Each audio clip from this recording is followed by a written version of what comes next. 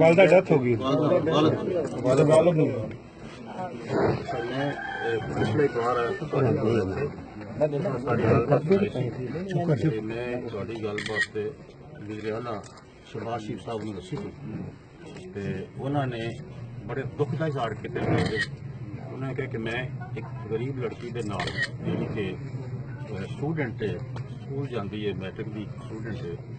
ਤੇ ਇੱਕ 14 ਸਾਲ ਦੀ ਕੁੜੀ ਦੇ ਨਾਲ ਜ਼ੁਲਮ ਬਰਦਾਸ਼ਤ ਨਹੀਂ ਕਰ ਸਕਦਾ। ਉਹਨਾਂ ਨੇ ਬਹੁਤ ਹੀ ਇਸ ਤੇ ਦੁੱਖ ਦਾ ਇਜ਼ਹਾਰ ਕੀਤਾ ਹੈ ਔਰ ਉਹਨਾਂ ਨੇ ਖੁਦ ਆਉਣਾ ਸੀ ਔਰ ਇਨਸ਼ਾਅੱਲਾ ਉਹਨਾਂ ਨੂੰ ਟਾਈਮ ਮਿਲੇਗਾ ਤੇ ਆਉਣਗੇ। ਉਹਨਾਂ ਨੇ ਇੱਕ ਤੇ ਯਕੀਨ ਦਿਲਾਇਆ ਕਿ ਹਰ ਕੀਮਤ ਹੀ ਇਨਸਾਫ ਮਿਲੇਗਾ ਔਰ ਉਹਨੇ ਇੱਕ DIG ਸਾਹਿਬ ਮੁਕਰਰ ਕਰ ਦਿੱਤੇ ਜਿਹੜੇ ਇਨਕੁਆਇਰੀ ਕਰਨਗੇ ਔਰ ਉਹਨਾਂ ਨੇ ਕਿਹਾ ਕਿ ਹਰ ਕੀਮਤ ਤੇ ਇਸ ਬੱਚੀ ਨੂੰ ਇਨਸਾਫ ਮਿਲਣਾ ਚਾਹੀਦਾ ਗਰੀਬ ਲੋਕ ਨੂੰ ਔਰ ਜਾਤੀ ਜਿਹੜੀ ਹੋਈ ਹੈ ਜ਼ੁਲਮ ਜਿਹੜਾ ਹੋਇਆ ਉਹਦਾ ਹੱਲ ਹੋਣਾ ਚਾਹੀਦਾ ਹੈ। ਤੇ ਉਹਨਾਂ ਨੇ 10 ਲੱਖ ਰੁਪਏ ਦਾ ਚੈੱਕ ਭੇਜਿਆ। ਬੱਚੀ ਦੀ ਨਾਮ ਨਹੀਂ ਬੱਚੀ ਨਾਲ ਅੱਛਾ ਤੁਹਾਨੂੰ ਵੀ ਪਤਾ ਨਾ ਪਿਛਲੇ ਵਾਰ ਆਇਆ ਸਾਂ ਉਹ ਸਾਰੀ ਗੱਲਬਾਤ ਦੱਸੀ ਸੀ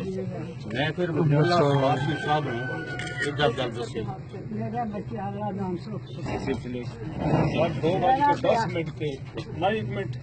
सर 2:10 के जैद साहब ने मजबूर किया चीफ सेक्रेटरी साहब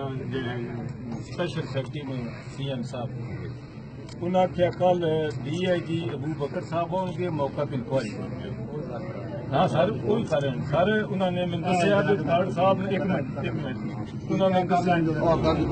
सर वो बाद में कहना पहले चेक दें सर मुमताज साहब चेक 10 ਲੱਖ ਦਾ ਸ਼ਬਾਸ਼ ਸ਼ੀਫ ਸਾਹਿਬ ਨੇ ਭੇਜਿਆ ਤੁਹਾਡੇ ਵਾਸਤੇ ਵਜ਼ੀਰ ਸਾਹਿਬ ਨੇ ਉਹਨਾਂ ਨੇ ਕਿਹਾ ਜੋ ਕੁਝ ਹੋਇਆ ਹੈ ਜ਼ੁਲਮ ਹੋਇਆ ਹੈ ਉਹਦਾ ਅਜ਼ਾਲਾ ਤੇ ਨਹੀਂ ਹੋ ਸਕਦਾ ਜੋ ਹੋ ਗਿਆ ਹੈ ਲੇਕਿਨ ਉਹਨਾਂ ਨੇ ਇਹ ਕਿਹਾ ਕਿ ਤੁਹਾਡੀ